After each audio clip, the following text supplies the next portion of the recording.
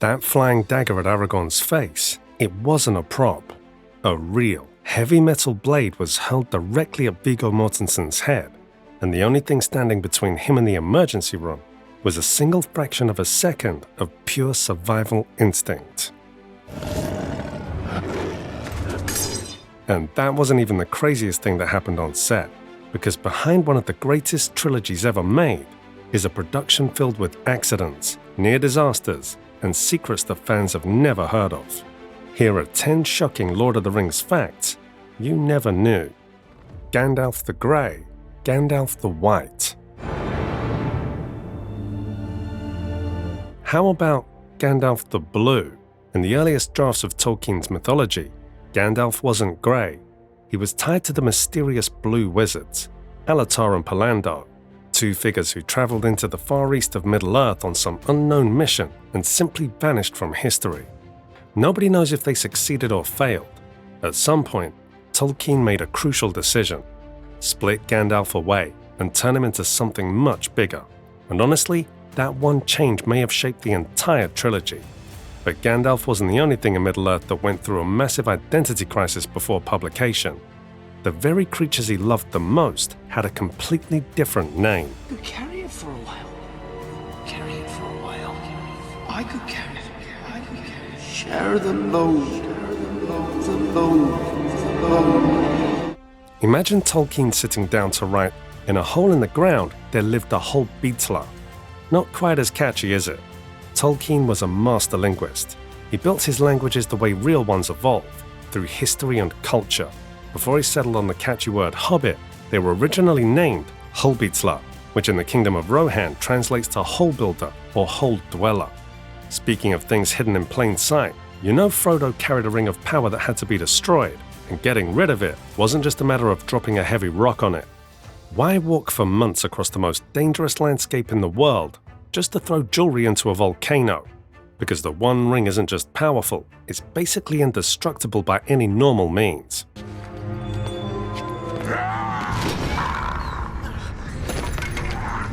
The One Ring isn't just metal, it's infused with Sauron's own power, his own concentrated malice, meaning the only heat source in the entire world hot enough to unmake it was the exact volcanic forge where it was born, the fires of Mount Doom.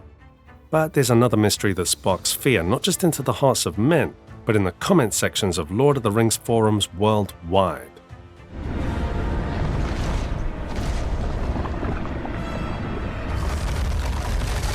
Did the Balrog actually have wings? If you want to start a riot at a Tolkien convention, just ask this question.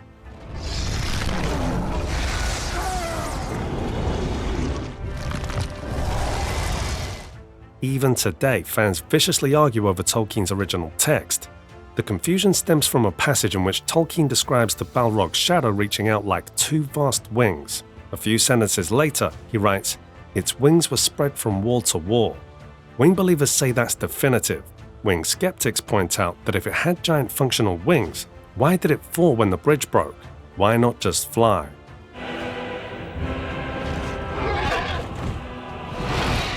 Peter Jackson gave it physical wings because, let's be honest, it looks incredibly cool.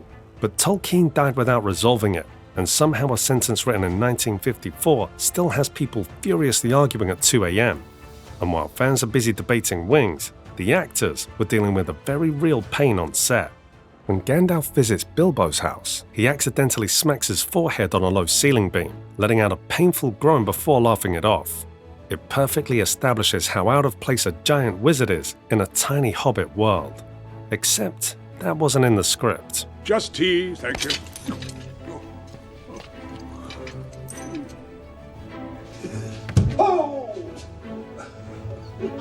Sir Ian McKellen genuinely misjudged the distance, walked straight into the beam, and felt genuine pain. What makes it extraordinary isn't just that he stayed in character, it's how. He didn't freeze or glance at the camera, he absorbed the pain and channeled it into exactly what Gandalf would feel: mild embarrassment, quickly covered by dignity. Peter Jackson loved the authentic clumsiness so much that it made the final cut. Now, Sir Ian McKellen used an accident to improve his acting, but Sean Bean used a much simpler trick to survive one of the most famous scenes in cinema history. It is arguably the most famous meme to emerge from the early internet. One does not simply walk into Mordor. Its black gates are guarded by more than just orcs. But look closely at his eyes. He's not staring at the floor in deep thought. He's literally reading his script. Peter Jackson was notorious for rewriting dialogue at the last minute, handing the actors new lines the night before or even the morning of the shoot. Sean Bean received his new lines so late that he simply taped them in strips to his knee, just below the camera's frame. The most iconic monologue of the trilogy was delivered by an actor doing a very dignified version of cheating on a test.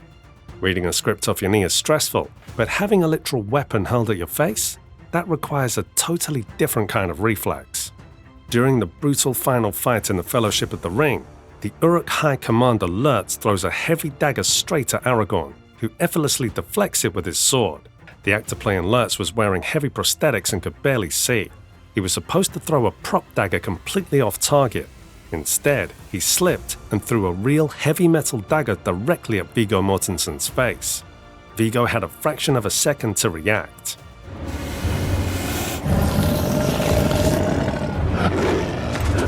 No warning, no time to think. Viggo reacted on pure instinct and deflected it away. If his reflexes were even a millisecond slower, Lord of the Rings would have lost its future king. Viggo was basically a real-life superhero on set, but even superheroes have a breaking point, and this led to the franchise's most famous scream. If you're a hardcore fan, you probably know that Viggo broke his toe in this scene, but the real story is what he did with the pain. And so Viggo did 4 takes. Peter Jackson was behind the monitor, completely blown away by the raw emotional depth Viggo brought to Aragorn's grief.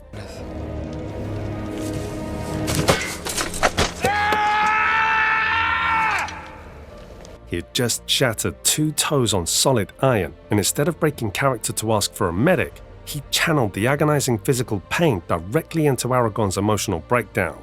Pippin, this is really cool. And he didn't say anything to us, but we found out that Viggo had actually broken 2 toes with that last kick. And normally an actor would say, cut, I've hurt myself. God, stop, quickly, get the medic. I mean, Viggo actually, feeling that pain, he actually turned that into performance. That pain is what makes it unforgettable, and it's not the only time something unplanned ended up making the scene better. Because right after that, there's another moment that feels just as intentional. It wasn't planned at all. Right before the Battle of the Helm's Deep, there is a beautifully poetic, ominous shot where the flag of Rohan tears loose from its pole and falls down.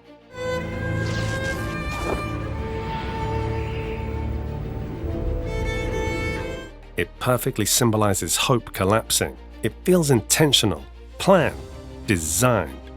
It wasn't.